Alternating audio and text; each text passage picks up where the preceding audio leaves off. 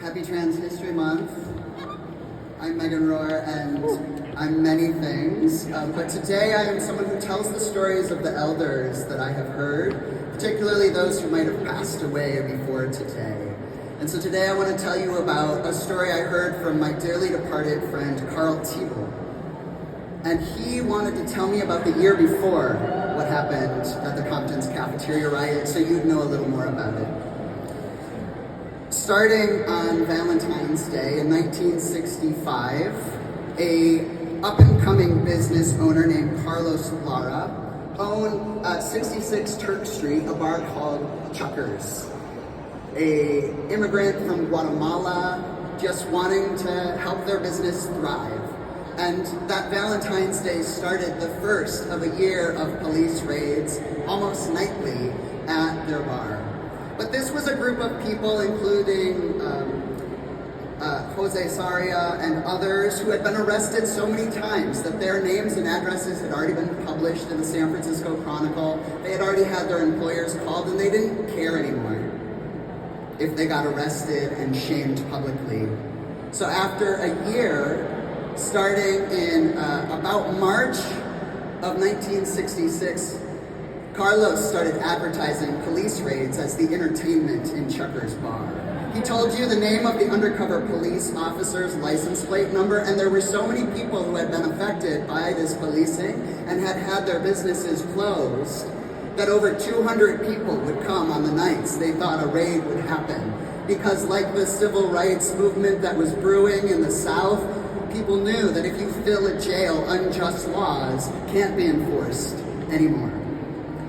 In the jail, you'll be happy to know, Carlos advertised the bar and encouraged all the fabulous people there to come and join them. And we finally have their pictures, not because it was archived somewhere, but because we did enough research to find how many different ways they mispronounced the name of that bar.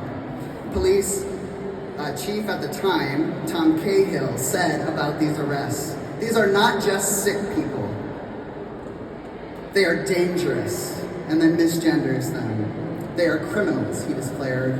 "We know a thing or two about how when politics declare a certain group of people based on their race or their choices or their fabulousness, that they are criminals and deserve to be rounded up. Thankfully, we have learned from some of these things. However, the next month, Diana Summers became famous in the San Francisco Chronicle because people began gossiping about the fact that she refused to be arrested for female impersonation, which, by the way, was against the law until 1974 here.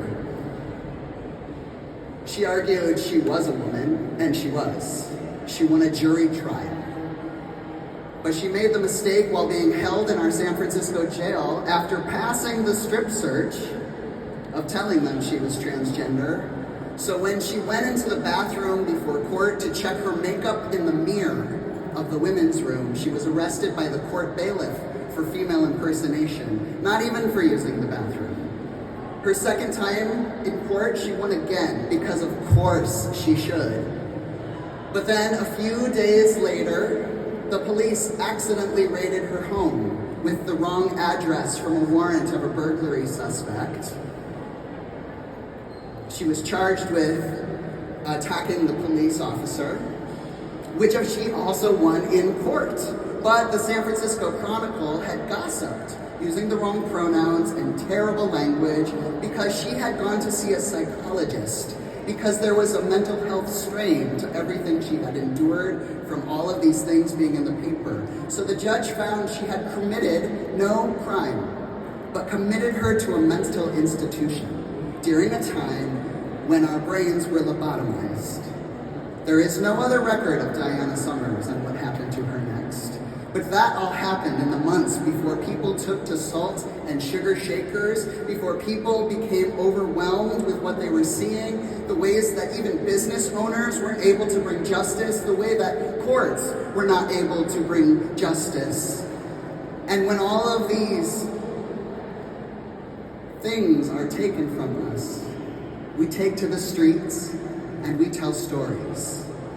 We tell stories in August because it reminds us of this riot that is so close to our hearts. We tell these stories anytime the sanctity of Turk and Taylor Street is not a safe haven for those who tell these stories out in the open. And I hope you will tell your stories bravely and boldly so they can be recorded before you pass. And you listen to the elders around us who reminds us that telling stories saves lives, changes policy, and helps policing become better. So thank you for remembering those stories today, and tell them every time you can.